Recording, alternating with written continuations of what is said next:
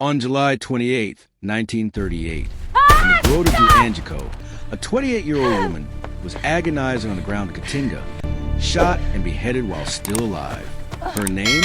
Maria Gomes de Oliveira, forever known as Maria Bonita, the Queen of the Cangaço. She chose love, bullets, and freedom instead of submissive life, and paid the highest price for it. The first woman to join a Cangaçero band of her own free will, inseparable companion of Lampião, symbol of female transgression in the macho backlands of the 1930s. Maria Gomes de Oliveira was born on January 17, 1910. Some sources point to March 8, 1911, in the village of Malhada de Caicara, in the backlands of Bahia. At the time, the location belonged to the municipality of São Antonio de Gloria, today Gloria BA, but it is currently within the municipality of Paulo Afonso BA. Daughter of José Felipe Gomes de Oliveira and Maria Joaquina Conceição de Oliveira, known as Dona Da. She grew up in a poor backlands family. She lived in a simple mud house, experienced drought, hunger, and the harshness of life in the countryside. Since childhood, she was called Maria de Da because of her mother. She was beautiful, vain, and had a strong personality, traits that marked her entire life. Early life and first marriage. At age 15, around 1925, Maria was given an arranged marriage to her cousin Zeta Nenem, Jose Miguel da Silva, an older shoemaker. The marriage was a disaster. Her husband was an alcoholic, violent, jealous, and openly unfaithful. Maria was beaten when she complained. In retaliation, she also began having affairs. The relationship completely collapsed around 1929, meeting Lampião and entering the Cangaço. In 1929/1930, Lampião's band passed through the region of Malhada de Caicara.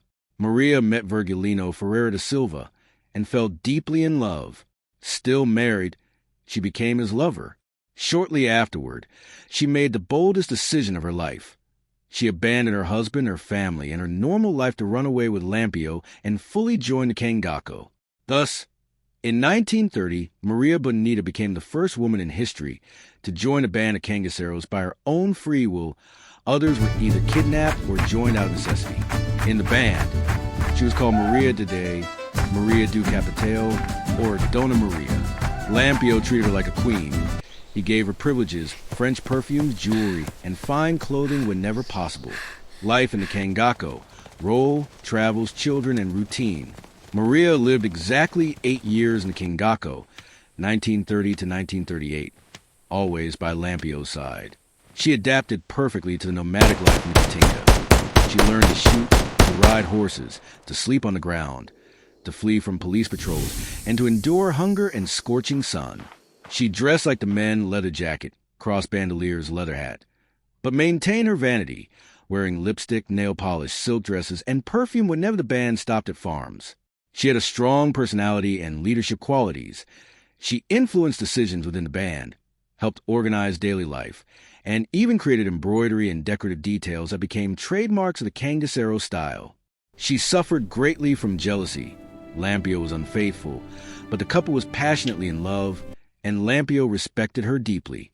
Children, her only recognized daughter, Expedita Ferreira Nunes, born on September 13, 1932, given away as a baby to be raised by trusted cowboys, since children could not remain with the band. She had other pregnancies. Some sources mention 3 or 4 miscarriages and at least 1 stillbirth. Motherhood made her wish to leave the Cangaço, but she chose to stay until the end beside the man she loved. The band traveled mainly through Bahia, Origin, Sergipe, Alagoas, Pernambuco, and part of other states, always on the move, robbing, collecting taxes, and fleeing from the police. Death of Maria Bonita. After years of intense pursuit by the Vargas government, fate arrived on July 28, 1938, in the Grota do Angico, at a farm in Porto de Folha, today Poco Redondo, Sergipe, on the banks of São Francisco River. A patrol of 48 police officers from Alagoas, commanded by Lieutenant João Bezerra da Silva, surrounded the camp by surprise at dawn. Lampião was the first to fall, shot in the head. Maria was washing dishes or holding a basin when she was struck by 2 bullets, one in the abdomen and another in the back. She did not die immediately. She agonized on the ground, tried to flee, and, according to the account of soldier Jose Pana de Godoy, was beheaded while still alive or already dying. Accounts differ. A total of 11 Cangaceros were killed, including Maria and Lampião. Their heads were cut off, salted, and publicly displayed in city squares in Aracaju, Maceió, and other cities to prove to Brazil that the king and queen of the Cangaço were dead. Maria's body was either buried in a mass grave or left at the site. There is no precise record. It was at that moment that the nickname Maria Bonita exploded in the national press. Reporters from Rio, impressed by her beauty even in death, created a name that will remain forever. The legacy of Maria Bonita. Maria Bonita died at 28 and became an eternal icon of the Northeast and Brazil. First woman to choose a Cangaço as a form of freedom, symbol of courage, unconditional love, and female transgression in a male-dominated era. Inspired books and cultural works. Maria was not just Lampião's woman. She was a woman ahead of her time, strong, vain, determined, and loyal until death. Love, bullets, and freedom. The life and death of the Queen of the Cangaço.